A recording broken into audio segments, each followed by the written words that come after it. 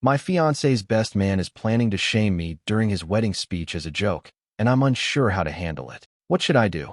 Original post, April 1st, 2024. My fiancé, best man, groomsman, and I have known each other since we were kids. We collectively met between 6th and 7th grade and have been running around in the same friend group ever since. The group has grown and shrunk over the years, but a small core of us have remained extremely close. Recently, my fiancé's best man, Jay, has been making jokes when we're hanging out about the two of us dating that have now escalated. Admittedly, when I met Jay in 6th grade, I had the hugest crush on him, and everyone knew. I was much taller than average for a girl at that age, and he was one of 2 guys in the entire school as tall as me. That, though, is where the story ends. I had one hell of an awkward phase in middle school, and he was very clear from the start that he was not into it. Post-awkward phase, as friends and adults, it was something we constantly joked about, but never seriously, since everything between us had always been platonic. This joke of me being rejected by him has now recently turned into how he dated me first whenever fiancé and I are around. Despite the inaccuracy and an increase of it being brought up, everything has remained pretty lighthearted in context, and, while annoying, is something I have been able to brush off or quickly rebuttal.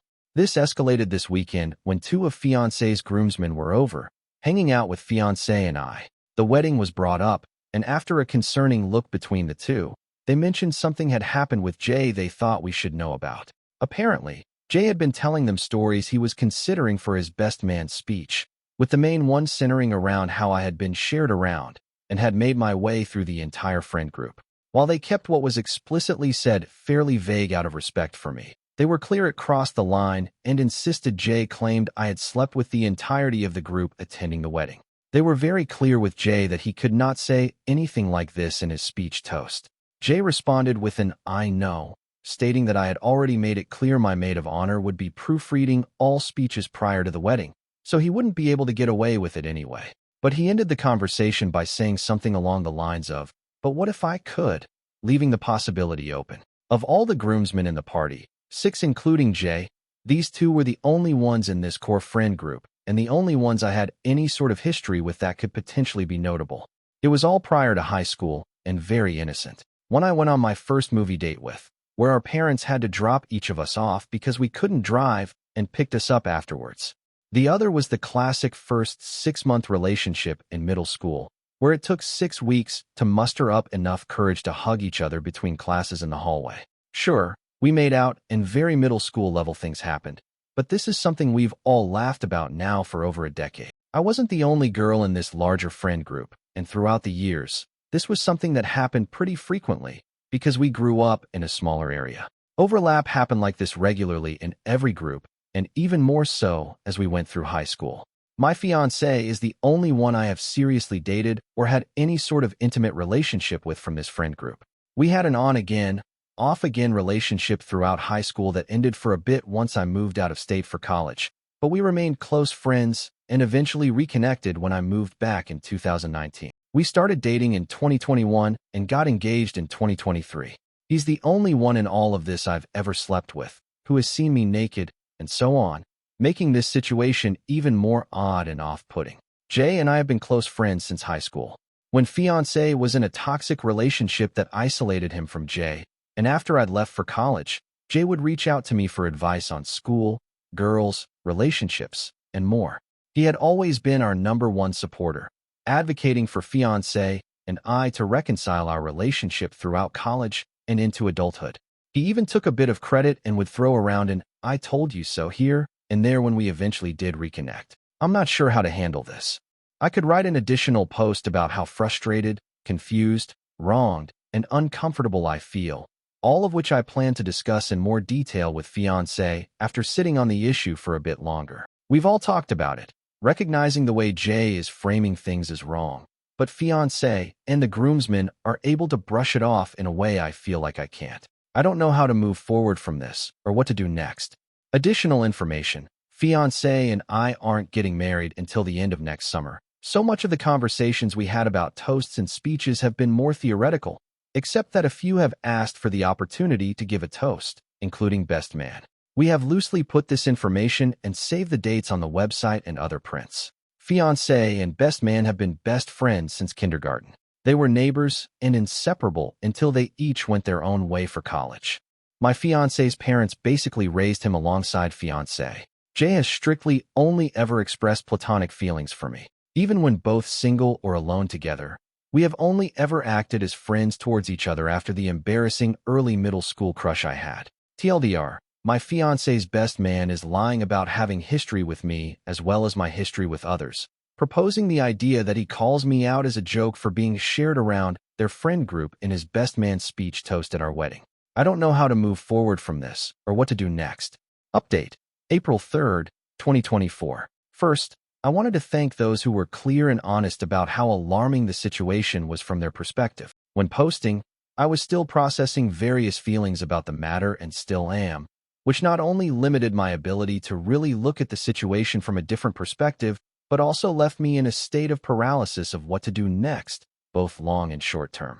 Given the nature of this situation, there was a lot of historical context that was omitted to avoid making the original post too lengthy. I have done my best to include the context that seems most relevant based on the original comments in my update below. Update. Since posting, I have spoken in further detail to both my fiancé and one of the other groomsmen. I also confided in my maid of honor about the situation for an additional perspective outside of this specific friend group. After these conversations and reading through all comments on the original post, I've come to realize the significance of a few key details. Jay has a deep-rooted superiority complex. He always has, and it is something many in our friend group have become accustomed to. He has always been the type who seemed to believe he was the standout amongst his friends, whether that be through education, athletics, his career, or with women. Jay has also always been a bit egocentric, and a lack of accountability or consequences for his actions has been growing for some time now. Despite it almost always being unintentional, he more often than not is oblivious to the inconveniences and harm he causes others as long as it is beneficial to his personal ego. This is about jealousy from a few different angles, but not about me specifically. When looking at the full picture, this escalation feels like a continued attempt to knock my fiancé down for reaching that next stage in life. Whether that is because fiancé has reached it before him or has moved onward without him, I cannot say for sure. Jay has issues with misogyny that have also been escalating in tangent with everything else. His lack of respect for the women he has dated has also seemed to increase. Much of the personal tension he and I have had recently pertained to his perspective of women that have begun to veer into a more disrespectful realm, alluding to an increased belief that, due to their gender alone, women are inferior. The good friend he was to me over the years, who was always kind and supportive, who never overstepped boundaries, and was always there when needed, can exist in tangent with the above information. They are not mutually exclusive. Life happens, and people grow, sometimes in opposite directions. I spoke in depth with one of the groomsmen to have further transparency of the situation and what was explicitly said. He acknowledged that the conversation initially centered around the excitement they had for the wedding, and Jay clearly stated he wanted to give fiancé and I the best wedding and experience possible. The conversation evolved, and Jay mentioned looking for icebreakers for his speech toast and began bouncing a variety of distasteful jokes that focused more so on the expense of my fiancé than anything else.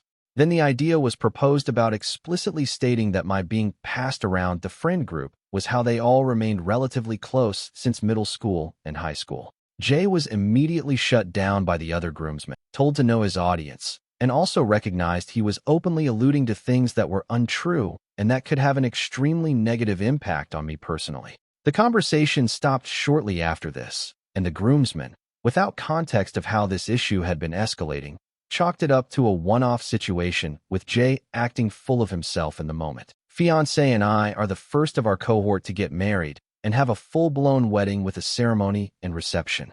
These comments did not start escalating until after our engagement roughly 1 year ago, following Jay's breakup with his long-term girlfriend. Jay has never made comments like this to me or my fiancé privately or when it is just the three of us together. Any scenario where this has been an issue has been in an environment which involved others, and mostly others that are not a part of this cohort from middle school. So what next? As mentioned in my original post, I spoke with fiancé in detail about the situation and how I was feeling. When all of this had been brought to our attention a few days prior, In an attempt to preserve myself in the moment, I brushed it off more so than I probably should have. I do not blame Fiancé for not having any immediate or strong reaction in the moment because I had avoided one myself. I think it's important to note that Jay is not a day-to-day character in our lives. While he travels frequently for work that brings him to our area, we live states apart. He has not lived in the same area as me or my fiancée since high school. Much of this evolution with his personality has happened in the last few years as well. I recognize this is not an excuse for the lack of accountability on our part, but felt it added important context that this was not something that was observed and ignored daily, but one that has slowly been recognized over time since we maybe see him 4 times a year at most. Fiancé was extremely open in conversation. He immediately brought up having a conversation with Jay, but admitted to not viewing this as anything more than Jay just being Jay, and that he was all talk. At this point, we had only discussed how Jay had continually escalated the situation and how uncomfortable I had now become from this. The lack of accountability Fiancé had made for Jay's actions definitely hurt. But then I recalled a commenter who had asked if I still considered Jay a friend because he actually was, or because that was how it has always been. To sum up what turned into a lengthier and much more productive conversation with Fiancé, I told him that while I recognized his friendship with Jay was something that had always been a part of his life, I did not personally want to be friends with him anymore. After this, I brought to Fiancé's attention that while the scenario was explicitly about me and attacking the integrity and character of a 12-year-old girl, every action or usage of the scenario was used against him to invalidate his accomplishments of getting married or make him come off as less than. I told Fiancé it was up to him on how he handles his conversation with Jay, but regardless, the disrespect Jay had shown me in this was a clear statement of what he thought of our own personal friendship. I firmly believe it is not my place to force how my fiancé handles his own personal relationship with Jay in this. All of this was deeply taken to heart, and you could tell that fiancé had started coming to his own realizations as the conversation progressed. He recognized that if the roles were reversed, or if it had been any one of my bridesmaids slandering me or him in any way, he would be firmly advocating for me to reevaluate my friendship with her.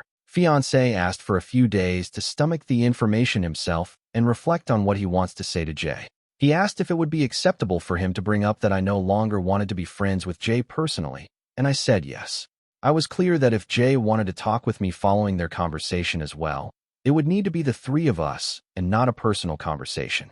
I am still evaluating how to approach the speeches/toasts at our wedding and be open to perspective and ideas. For now, I reserve the right with my fiancé to omit Jay from giving a speech and having my fiancé choose another groomsman to do so in his place, potentially canceling the speeches/toasts altogether, and if Jay is allowed to give a toast, telling the DJ to cut the mic if need be, all of which he agreed with. There is still plenty of time for the situation to develop and for potential future updates, but I wanted to again thank those that emphasized the seriousness of this issue, gave their honest input and advice on how to handle the situation, and provided perspective on what they believe should be done next. When originally posting, I was still in a state of shock, trying to accept the situation as it had unfolded. Your responses constructively pushed me into the reality of what was happening and what I was feeling. Some commenters raised valid points, wondering how Fiancé and I could remain friends with Jay for so long given his behavior, why Jay felt comfortable making such jokes, and why Fiancé needed time to consider cutting him off instead of acting immediately. One comment pointed out that both Jay and Fiancé might be walking red flags. Jay for his misogyny and Fiancé for not removing him from the wedding and his life. They argued that while things can be jokes, the disrespect was too great, and Fiancé should stick up for me if he has any shroud of decency and respect for you as his fiancé and soon-to-be wife. I'm happy to answer, as I think it will be helpful for many. I also added a very small edit to the update to acknowledge a bit of this. Much of this behavior has developed over time and apart from all of us. As a kid, he always had a superiority complex, but he was also very kind and respectful. It came off more as immaturity than anything else.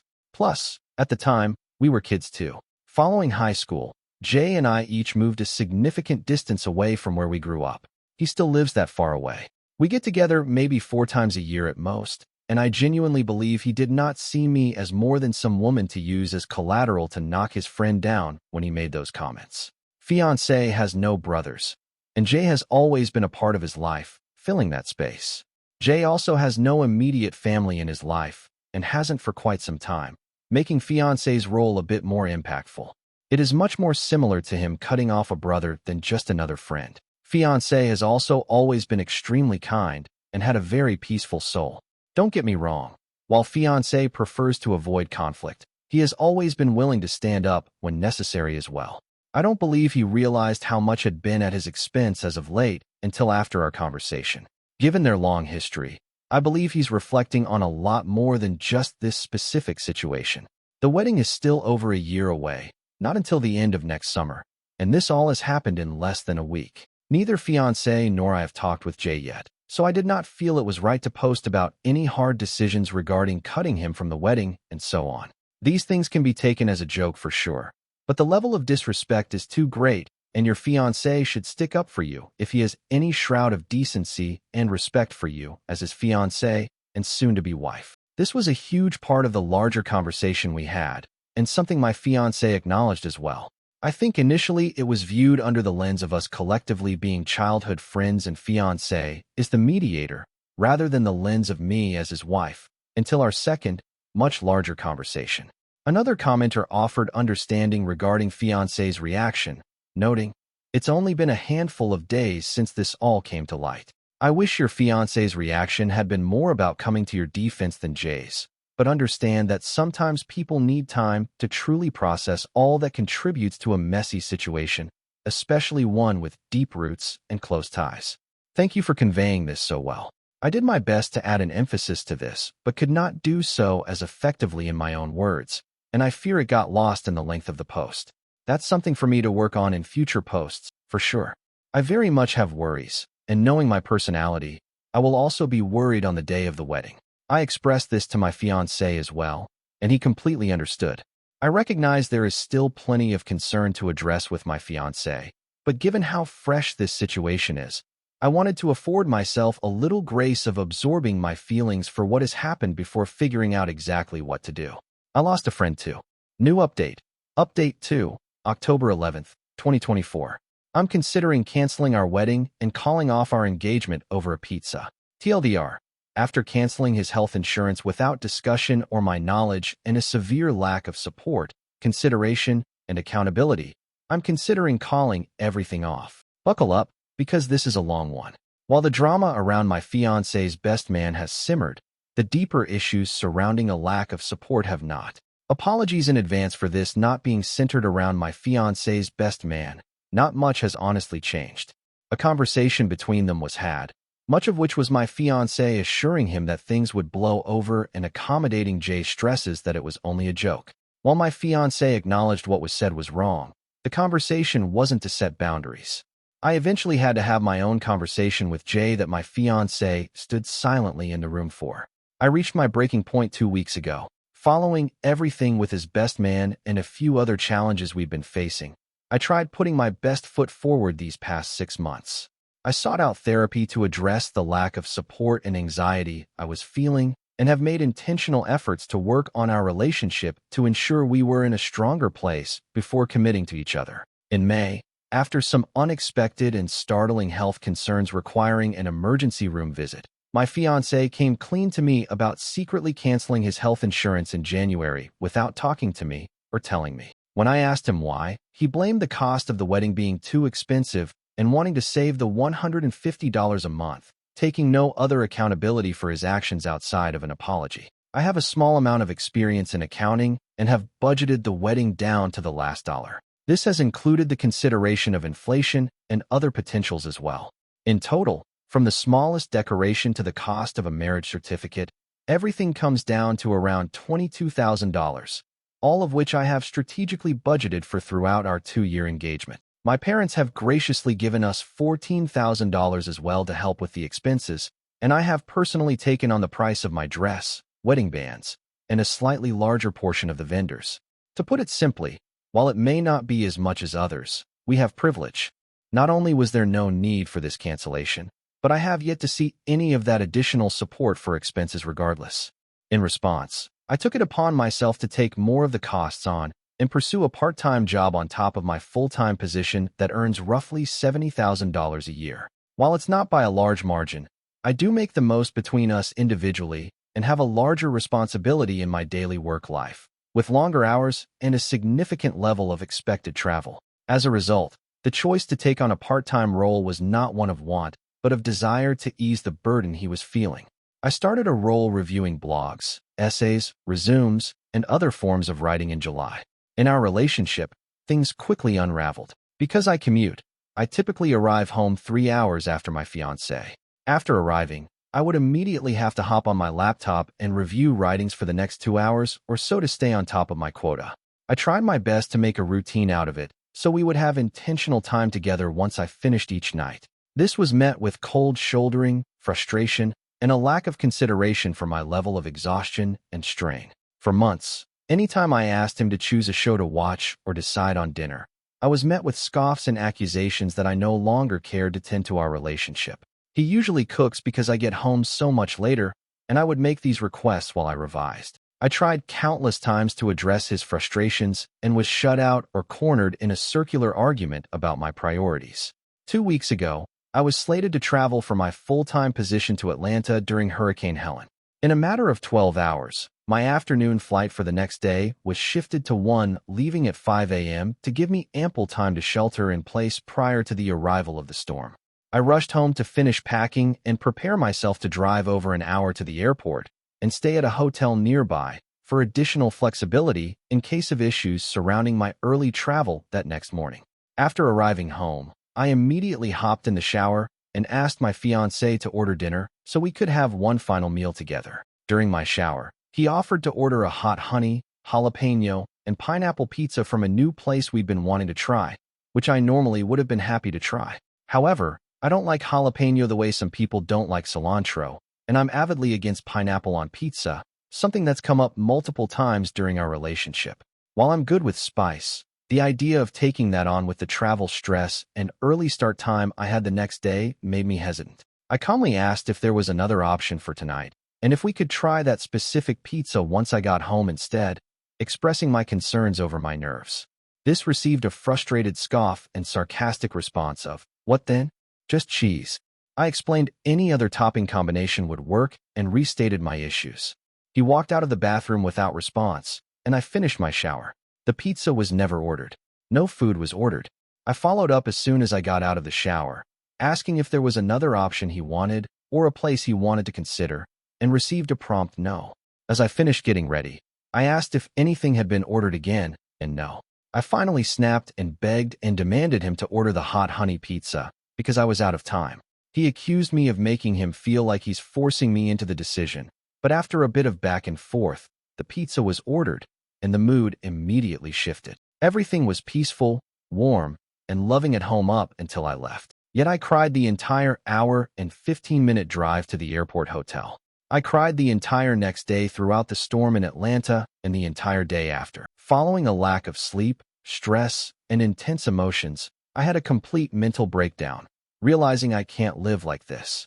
I called my fiancé and poured out every frustration, emotion, and feeling, which I admit was probably not presented in the best light, but none of it was well received. In the 2 weeks since, despite many attempts, conversations have gone nowhere, with only ultimatums being offered for me to make. I've proposed countless alternatives that focus on us working on ourselves and together these next few months, but he is only seeking an answer to whether or not we will be getting married next summer, and has made it known this is a decision that must be made by the end of October. At this point, I don't see how I can possibly gain the confidence to commit myself to him by next summer. For the sake of not doubling the length of this post, I will leave it at this for now. All of this is being discussed with my therapist.